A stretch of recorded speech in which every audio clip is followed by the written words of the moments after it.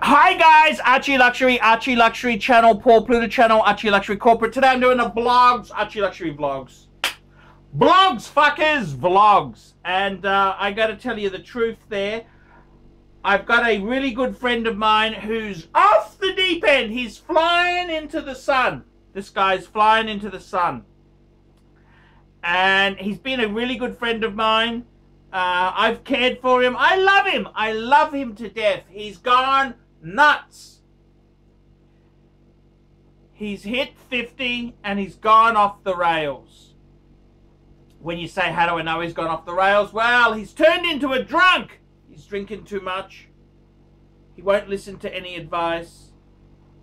It's really quite sad. I love this guy. This guy is someone who, very, very, very cool guy. I love him to death, but he's a fucking drunk. He's a drunkest drunk. He's a drunk. He drinks too much. He's off the rails. And I gotta tell you, what do I say? Do I say to him, don't say anything nasty. Don't tease him. Don't say, hey, I think you're getting a bit too involved in this thing. What do I say? What do I say indeed? And I think the answer is, I got to tell him the truth. I said, hey, mate, you're fucking flying into the sun. His life is a mess. His job, he told me he got sacked and he told me he's still got a job. I don't know the truth. He had some investment properties. He's behind in the repayments. I said, mate, what the fuck is happening? What do I say to him? I said to him, and then he gets angry because I've told him the truth. I said, fuck me dead. You've turned into an alcoholic. You're way off the rails. You're out of control.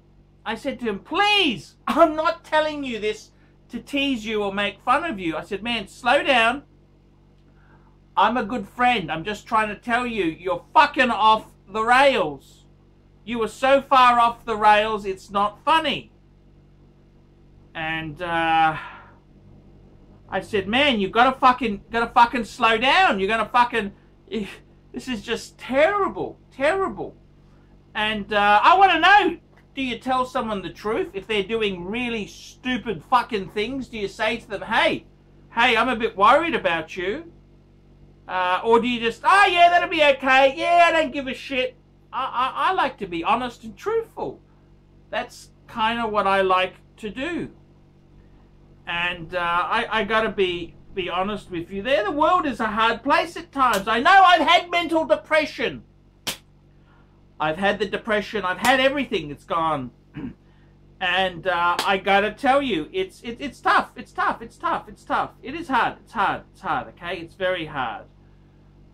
So I just wanted to say to you, sometimes in life, you've just got to tell. I just told him, I said, man, I think you're so far off the rails, it's not funny. You fucking got to slow down. Slow down the drinking. You cannot just knock yourself out every night.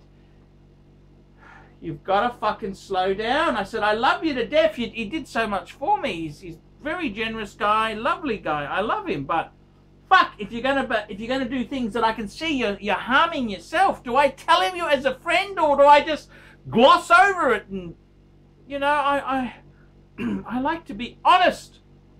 And I told him the truth. I told him, I said, man, I'm fucking worried about you. So, what advice do you give to someone who's going off the rails? What do you do? What do you say? I said to him, man, work out your debts. Sell off. He's got some really sexy investments. Sell off your sexy investments. And let's just get happy. Get happy. If you're unhappy in the life you're leading, man, you could be in Da Nang with a beautiful Vietnamese new nymphet girlfriend and making spring rolls every day for you and just living in your little hut. Man, that'd be a cool life. So yeah, I gotta give him some advice. My good friend, he's off the rails. I just feel very sorry for him. I feel very sorry for him. So yeah, any advice, send it down below, guys. Hey guys, ArchieLuxury channel, Paul Pluto channel, ArchieLuxury corporate. Guess what, guys? I've hit the big time. That's right. How do I know I've hit the big time? Well, let me tell you this. I have hit the big time because I've made it into the Timezone crossword. That's right, the Timezone crossword. And this is the, I'll put a link in the description down below. Quick, wristwatch check, wristwatch check! Breitling Super Ocean Heritage 2. And in this crossword here, 34 across, is ArchieLuxury signature watch. 34 across. So I gotta tell you that I've made it to the Timezone crossword. I'm absolutely over the moon. The Timezone crossword. Have a look. Tell me what you guys think of that. Hey guys, save money today. What are you gonna do? What are you gonna do when things get tough? When money gets tight? You're gonna extend the maintenance. Well, save money today. We at Regal Nova have been selling truck tyres for the last 3 years. 3 years. Saving our customers huge amounts of money. You can buy 8 tyres to a container load. Never have prices been this low. Go to www.newtrucktirestoyourdoor.com www.newtrucktirestoyourdoor.com or call Glenn today for more details. Phone him on 6028 289 808.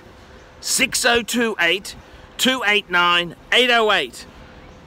We make your buying experience pleasant and stress-free. Regal Nova. Discount truck tires.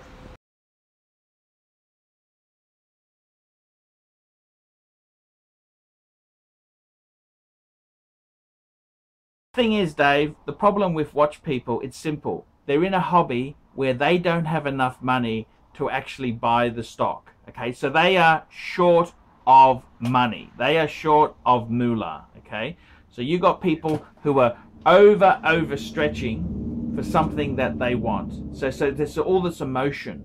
Like, take out their house and their car. This is probably the largest purchase most people make, right?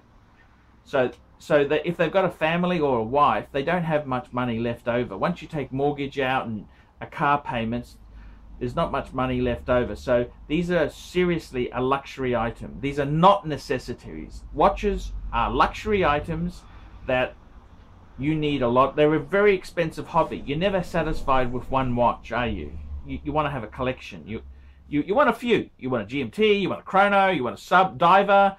You want a kind of a collection. And this is the problem. It's such an expensive hobby.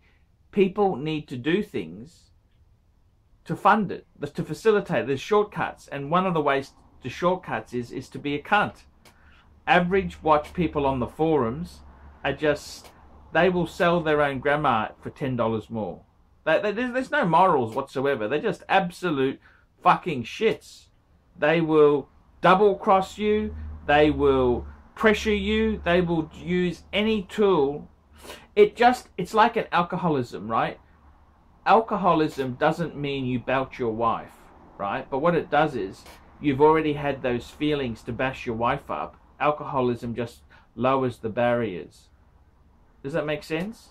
So it doesn't make you a killer or a murderer, but if you already are a bit on the dodgy side, it just accelerates that. So same thing with these forums. There's so much money involved. Like how much do you need for a decent watch? You're not going to get much. Rolex is $10,000-ish, isn't it?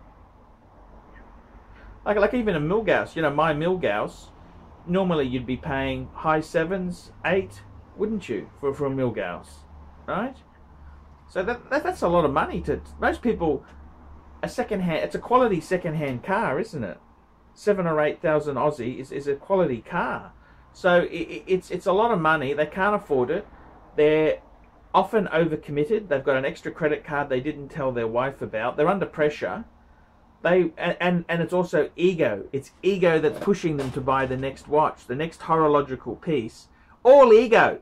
It's all ego. My dick is bigger than yours. I want to have a better collection. It's all ego, nastiness.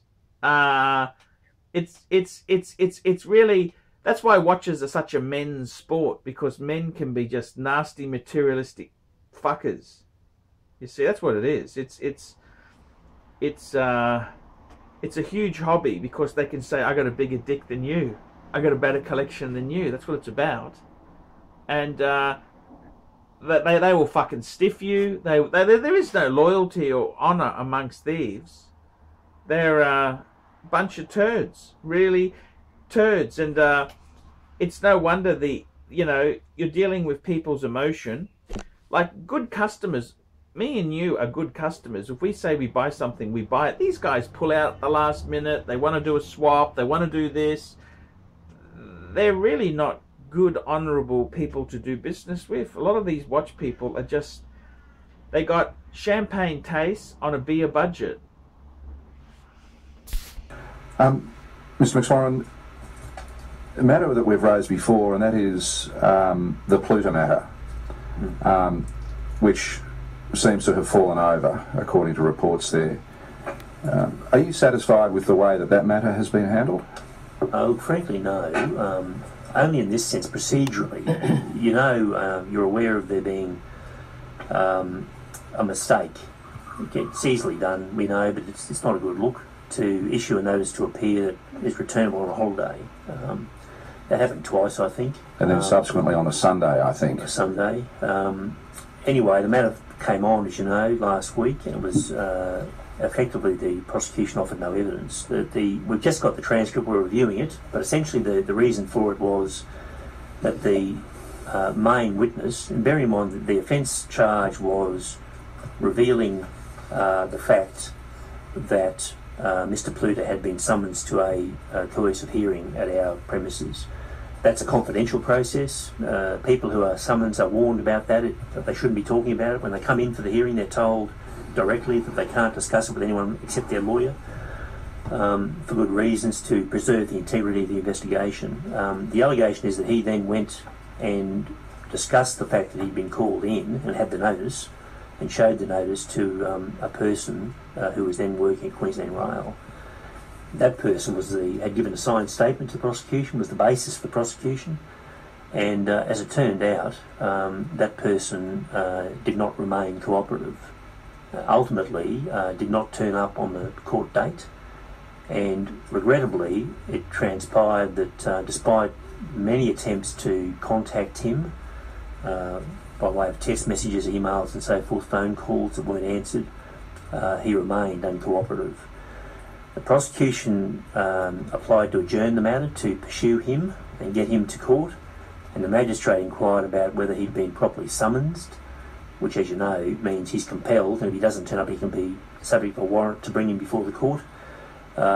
He'd been served by email, which was not permitted under the Justices Act provision. So the magistrate, I think understandably in those circumstances, refused the adjournment. The prosecutor had no choice but to offer no evidence, and in those circumstances the charge was dismissed.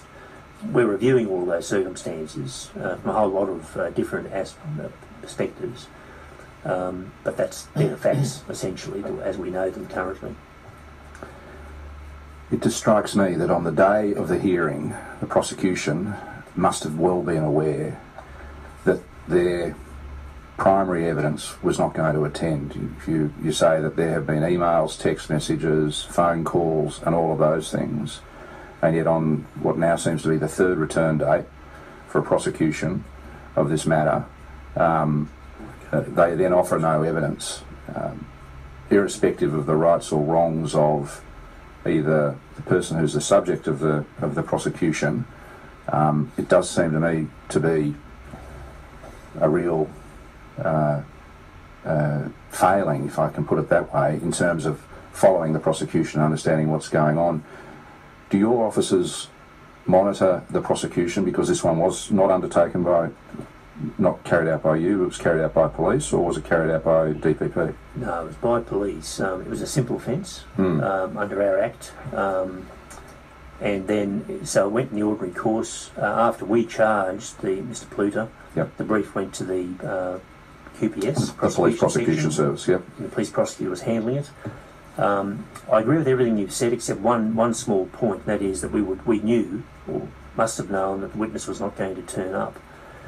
I don't think we can put it quite that highly, although you'd have to have strongly suspected, given the background circumstance, that he was a no-show.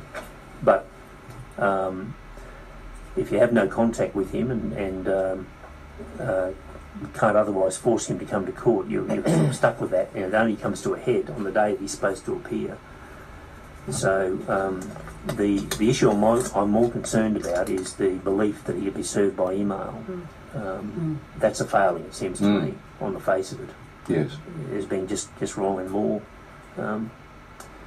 So we need to do better, I agree with that. Do you monitor the progress of those things, or do you rely on the prosecution service to if you like, follow through those procedures? No, it's our responsibility. If we arrest and charge or give a notice to appear, as I think this case was, yes, it's our responsibility to ensure the witness attends, yes, and to issue the relevant paperwork to compel them. Yes.